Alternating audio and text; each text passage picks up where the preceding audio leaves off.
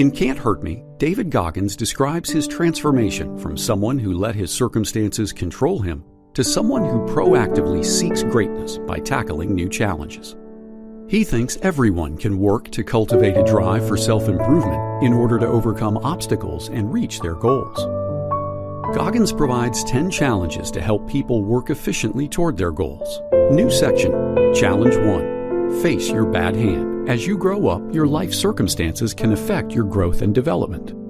Though it seems counterintuitive, acknowledging the difficult circumstances you've faced can be a good first step toward overcoming additional challenges. You can draw strength from your past successes. An abusive father and school struggles. For Goggins, acknowledging and overcoming his school struggles and his abusive father opened new doors. Before age 8, Goggins lived with his mother, father, and brother in Buffalo, New York. His father frequently beat all of the family members. Due to working nights at his father's roller skating rink, 8-year-old Goggins fell behind in school. Eventually, his mother sought help from a friend to get herself and her children to safety, escaping to live in her hometown of Brazil, Indiana. In Brazil, Goggins faced an unsupportive third-grade teacher. He developed a stutter and began cheating to pass. Take action. To begin confronting the obstacles you currently face, take stock of the circumstances that have shaped your life, past and present. 1. Start a journal. Paper or digital on your laptop or phone are both fine. 2. List all of the difficult things you've faced or face in life. Ask yourself the following questions to jog your memory. What difficult circumstances did you face growing up? For example, you might have faced abuse or felt low self-esteem. Or did you grow up without major challenges and therefore fail to learn to push outside your comfort zone? What kinds of challenges do you face now? For example, maybe a boss is limiting your progress at work, or you're sabotaging yourself in some way from moving forward. New section, Challenge 2. Set up your accountability mirror. You may struggle to take actionable steps to reach your goals. In this challenge, break your goals into smaller steps, regularly work toward them, and keep yourself accountable to achieve success. As a teen, Goggins continued to struggle with racism, school, and a longing to join the Air Force, but he didn't want to use his struggles as excuses. So he devised a way to make his goals more manageable, writing post-it notes of goals on his mirror to hold himself accountable for reaching them. Racism. When Goggins lived in Brazil as a young kid, he had been unaware of racism. This started to change when he and his mother later moved back to Brazil from Indianapolis, and he faced a slew of harassment, including being threatened at gunpoint on a rural road. He struggled to understand how people could be so hateful. He also felt the loneliness of being one of the only black people in town. Goggins didn't know how to channel these emotions. He started trying to come up with ways to get a rise out of the racists around him, wearing unusual clothing, trimming his hair in odd ways, and blaring music from his car. School struggles and Air Force aspirations. Though Goggins was now in high school, he still relied on cheating to pass school and was reading at the 4th grade level. He wanted to join the Air Force, but didn't realize he'd need to pass an aptitude test. He was unable to cheat and didn't pass on his first attempt. Then, at the end of his junior year, Goggins received a letter that he wouldn't graduate unless his attendance record and grades improved during his final year. This moment led him to a self-reckoning in his bathroom mirror. He felt frustrated with who he saw that day, a kid with few prospects who wouldn't be able to make it into the Air Force without getting tough with himself and changing his behavior. He resolved to reach his goal of getting into the Air Force by improving his reading skills and studying for the test. Each night, he wrote his goals for the next day down on post-it notes and placed them on the mirror, his accountability mirror. Then he'd make sure he worked toward his goals each day. He'd give himself a tough talk about the steps he needed to take and why. For example, he'd call himself out for being stupid and tell himself he needed to fix that. He found this method more motivating than being gentle with himself. Using his accountability mirror to work toward his goals allowed Goggins to pass the Air Force qualifying exam and graduate from high school. Take action. An accountability mirror helps you break your goals and dreams into manageable steps and offers a visible reminder of what you're working toward.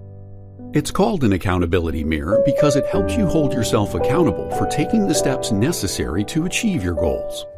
Using Post-it notes or paper rather than digital means, follow these steps. 1. Write down all of your insecurities. Own your insecurities and use them as an opportunity to improve yourself. 2. Write down all of your goals and dreams. Break them into small, specific steps written on separate Post-it notes. Stick all your notes on the mirror. Hold yourself to working on them each day. The insecurities could inspire your goals, but don't have to be related. New section. Challenge 3. Get used to discomfort. Developing the mental willpower to do things that you dislike or that make you uncomfortable is another powerful tool to achieve your goals. Air Force stint. Goggins entered the Air Force because he wanted to become a pararescue man, a member of the Air Force troops that rescued downed pilots. But he faced a large obstacle: training to swim and rescue people in the water. Goggins had never taken swimming lessons and could only do the most basic of strokes. He worried so much about failing that it nearly became a self-fulfilling prophecy. Partway through his swimming training, the Army doctors made Goggins pause his training after discovering that he had the sickle cell gene. At the time, they thought it could be life-threatening. Then they reversed the decision. He could complete his training, but because he had missed some, he'd have to restart the training or transfer to another team. The choice provided Goggins the reason to quit that he wanted after weeks of feeling like he wasn't good enough to be a pararescue man. He was physically strong, but didn't have the mental willpower to start over and overcome this obstacle. After his service, he continued to put on muscle, but also fat, reaching 300 pounds. He worked a job in pest control and felt like he had no prospects. Training to become a Navy SEAL. One day, Goggins watched a TV program about the Navy SEALs and decided to apply, but he was told to get his weight down to below 191 pounds. He also needed to pass the same qualifying test he had taken to get into the Air Force, but with a better score. Goggins had 3 months to study and lose 106 pounds. He started exercising heavily, and if he skimped on any training, he made himself do the complete workout over again. He forced himself to do the work even when he didn't want to. When he started doubting himself or feeling depressed, he realized he needed to redirect that energy into the exercise. He succeeded in losing the weight and passing the qualifying test. Take action. To push yourself toward your goals, learn to do things that make you uncomfortable. They can be related to your goals, but don't have to be. Building your tolerance for discomfort will prevent it from holding you back. Here's how to practice. 1. Using your journal, write down things that make you uncomfortable or that you dislike doing. Or consider writing down things you aren't doing but should be. 2. Pick one and try doing it. Then do it regularly. 3. Encourage yourself to do something every day that you don't like. Once something gets easier, make it more challenging. New section. Challenge 4. Best your opponent. When working toward your goals, it's easy to sabotage your success by doubting yourself. For example, you might feel intimidated by your opponents, anyone who you think doubts your ability to succeed and who makes you doubt yourself. This could be a boss, teacher, or coworker. Instead, work to harness your feelings around that perceived doubt and use them to apply yourself and prove your opponent wrong. Hell Week. Goggins needed to survive grueling training to become a SEAL. During Hell Week, the recruits are broken into teams and subjected to hours of physically demanding tasks. Goggins realized that he wanted some tools to help him best his opponents, the officers leading them in the exercises who wanted them to fail. Toward the end of Hell Week, Goggins' team was exhausted. Goggins knew that the men on his team needed to harness their remaining energy to keep going and exceed their superiors' expectations, earning their respect.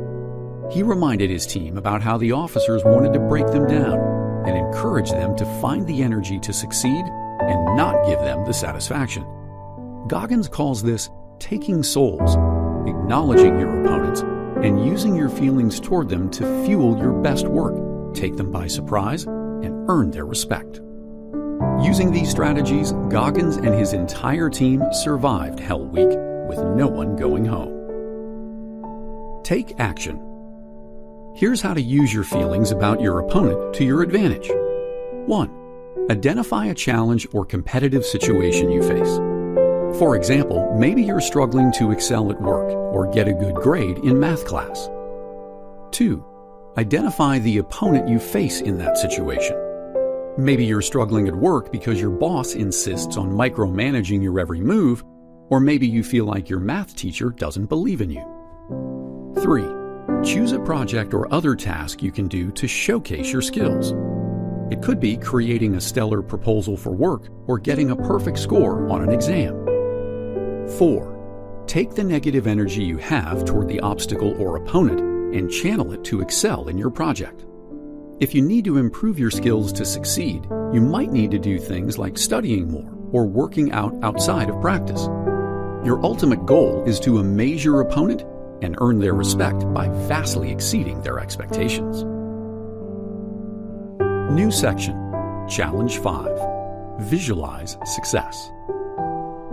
Learning to visualize the obstacles in your way and how achieving your goal will feel will help you keep going and address obstacles as they arise. Hitting the ground running.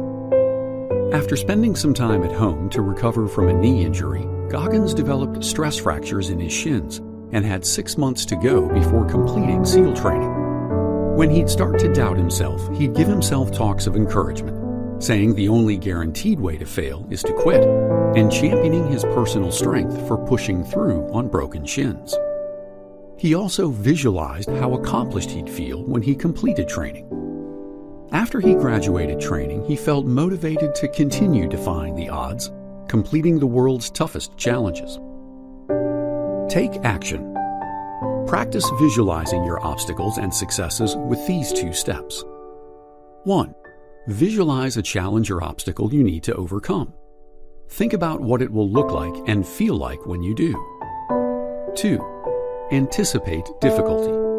Think about the obstacles you may face ahead of time and develop a plan to address them. New section, Challenge 6. Stock your cookie jar. Another strategy to keep yourself working toward your goals, even when you face obstacles, is reminding yourself of your previous accomplishments. Goggins calls this collection of accomplishments your cookie jar. San Diego one day. While Goggins worked for the Navy, he decided to raise money for the families of fallen soldiers by participating in ultra racing, running races longer than a marathon. He wanted to compete in the Badwater 135, a 135-mile race in California, from the floor of Death Valley to the pinnacle of Mount Whitney. To do so, he needed to compete in other ultramarathons first. He decided to compete in the San Diego one day, but he was ill-prepared. In the previous 6 months, he had focused primarily on strength training and hadn't run more than a mile at a time. By mile 70, he couldn't go further. After getting some assistance from his support team, he realized he could draw on another strategy to prevent him from quitting: his mental cache of past victories, or cookie jar. Thinking about his past victories and recognizing his toughness gave Goggins the strength to finish the race. Take action. Here's how to build your own cookie jar. 1. Use your journal to write down your major life victories. Examples include exceeding a sales goal, running a half marathon, or convincing the city council to fund homelessness services. 2. Write down all of the obstacles you've overcome, too. Examples include managing obsessive-compulsive disorder, stopping smoking, or improving your relationship with your parents. 3. As you work toward your goals, draw on this list to help you when you want to quit. New section, Challenge 7. Dismantle your governor. Cars have an internal regulator or governor that limits how fast they can go. Humans are the same way. Our mental governor gives us feedback, telling us if we're in pain or feeling insecure. Many people listen too readily and stop doing a task when they've applied only 40% of their effort, leaving 60% on the table. Pushing past the governor means pushing through pain, insecurities, and other things that make us want to quit before we've given our full effort. The Hurt 100. Goggins learned how to manage his governor as he competed in additional ultra races to qualify for the Badwater 135. Despite Goggins' physical preparation for a race called the Hurt 100, the course was still extremely demanding. He encountered 3 main challenges. His Camelback, a water reservoir he could wear running, broke just 6 miles into the race. He wasn't used to running on trails. Trails have more obstacles than a typical asphalt road, including rocks, tree roots, and mud. He was dealing with pain in his legs. Goggins realized that he could convince himself to keep going by dividing the remainder of the race into chunks. He'd say things like, "I just want to get to the top of that hill, then I can quit." But instead of wanting to quit, doing that inspired him to keep going. Finding motivation to persist helped him dismantle his governor. By showing himself that he could keep going, even when he didn't want to, he adjusted his expectations of how far he could push himself. He was able to finish the race and later that same day submitted his application for Badwater 135. The director told him he was accepted a few days later. Badwater 135. Though he was arguably more prepared for this race than any he'd done before, Goggins still faced difficulty and wanted to quit. He became severely dehydrated about 7.5 hours in. To get through this, he worked to drink more water than he wanted, getting around his governor. Short form note: sometimes the thought of drinking a lot of water can be nauseating to a severely dehydrated person. Ultimately, he came in 5th place. Take action. To learn to push past your natural stopping point, try these steps. 1. Go as far as you naturally feel you can. For example, maybe you can run for 15 minutes. 2. Once you think you're at your max, coax yourself to go a bit further. Assess if you actually have energy to go further and talk to yourself about your specific next steps. For example, if you've already run 15 minutes and desperately want to stop, try to go another 2 minutes. New section, Challenge 8. Compartmentalize your time. People often think they need to have special talents to succeed in life. However, you often won't be naturally talented at something. Instead, you need to schedule time every day to practice and hone your skills. For example, the #1 excuse people have for not exercising is that they don't have enough time. But most people waste 4 to 5 hours a day doing things like watching shows or looking at social media. Compartmentalizing your time helps you make time for the activities that matter to you. Becoming a recruiter. Shortly after completing a long-distance triathlon, a Navy admiral reached out to Goggins. He wanted Goggins to recruit people of color for operations against the Taliban in northern Africa. Balancing recruitment with life. To recruit more people of color, Goggins traveled to colleges and high schools across the country to speak. He learned to use himself as a prop to get students interested in his message. He'd run 50 miles to his speaking engagement and show up sweaty, or spend the first 5 minutes of his speech doing push-ups. He recognized that most people wouldn't be interested in becoming a SEAL, so he worked to appeal to a broader swath of people, encouraging them to live to their fullest potential. Goggins learned to compartmentalize his time to have time for work and athletics. For example, when he wasn't traveling, he'd fit physical training into his daily schedule by running or biking to work. This allowed him to exercise and work 50 hours per week. Take action. Do this challenge over 3 weeks. 1. In the first week, make detailed notes about how you spend each 15 to 30-minute chunk of your day. Note things like how much time you spend on your lunch break, how long your commute is, and whether you're working without interruption or trying to multitask. Notice when you spend time that could be put forward working on your goals instead. 2. For the second week, schedule out your time. Decide what you're going to do with each 15 to 30-minute chunk of time in your day. This includes exercise and rest. Some activities will require multiple chunks of time. Just make sure you're not trying to squeeze multiple tasks into the same chunk. Focus on one activity at a time. Continue taking notes about how you spend your time. 3. For the third week, refine your schedule further based on your experience in the first 2 weeks. Ideally, you've arrived at a schedule that provides the maximum amount of time to do your important activities. New section, Challenges 9 and 10. Learn from failure and seek greatness. Sometimes we're so scared of failing that we stop ourselves from even trying something. To avoid this, frame your failure as an opportunity to learn something so it feels less risky. Then, if you fail, you can evaluate the failure and refine your approach to reach your goal. Once you've met your goal, push yourself to go above and beyond rather than settling, to continuously improve yourself and achieve greatness that distinguishes you from others. Breaking the pull-up record. Goggins wasn't content to be known just for his Navy career and ultra races. He realized that he could do a lot of pull-ups as part of his regular training and wondered if he could break the world record for pull-ups in 24 hours. It took him 3 tries to break the record. After each attempt, he evaluated what worked well and what needed improvement. He opted for a more private venue, a sturdier pull-up bar, and other fixes to diet and equipment to help him reach his goal. Take action.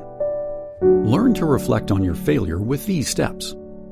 1. Think of a recent failure. 2. Using a journal, on paper this time if it isn't already, ask the following questions to help you evaluate the failure. Question 1. What did you do well as you prepared for and executed the failure?